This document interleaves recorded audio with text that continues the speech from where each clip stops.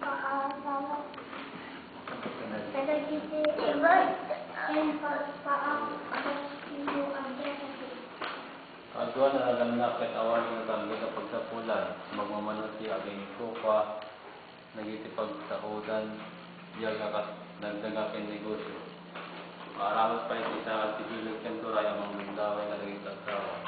Kahit ano lagi naganda, amang pilisan, amang palang naging bukod sa pamilya, at lumapanda, isapod sa jebal lang si tao. Dahil ito'y akasaad ket biyag kinakilo, with social injustice, amang inurumen ti biyag.